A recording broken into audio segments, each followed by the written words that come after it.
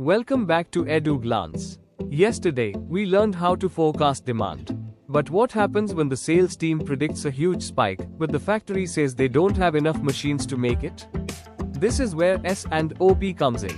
Sales and operations planning is the bridge that connects strategy to execution. It's the process that ensures everyone, from the CEO to the warehouse manager, is looking at the exact same plan. Let's look at how this monthly ritual drives millions in profit. S&OP isn't just one meeting, it's a cycle. It starts with hard data. Then, the demand team presents their wish list. The supply team then does a reality check. Do we have the trucks, the staff, and the raw materials? Most conflicts are solved in the pre-S&OP stage. By the time it reaches the executives, it's about making strategic choices. Do we pay for overtime to meet this demand, or do we prioritize our top-tier customers? Think of S&OP as a seesaw. If you have too much demand and not enough supply, you fail your customers. If you have too much supply and no demand, you fail your shareholders. S&OP is the balancing act. It forces the company to decide before the month starts how to handle gaps. It's better to tell a customer no today than to fail them tomorrow. Here is an MBA level distinction. In the demand phase, we look at unconstrained demand, the total market potential. But in the S&OP meeting, we create a constrained forecast. This is the reality check. If sales wants 1000 units but we can only make 800, the constrained forecast is 800. The 200 units we can't fulfill represent a strategic signal, it's time to buy a new machine, or we need to hire more 3 petaliters partners.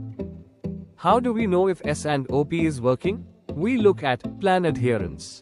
If the factory ignores the plan and makes what they want, the system breaks. We also track OTIF, on time in full. This tells us if our integrated plan actually resulted in a happy customer. A healthy S&OP process leads to higher OTIF and lower inventory days. In 2026, S&OP is evolving into IBP, or Integrated Business Planning. In traditional S&OP, we talk about boxes and pallets. In IBP, we talk about revenue and profit. IBP allows us to run what-if scenarios.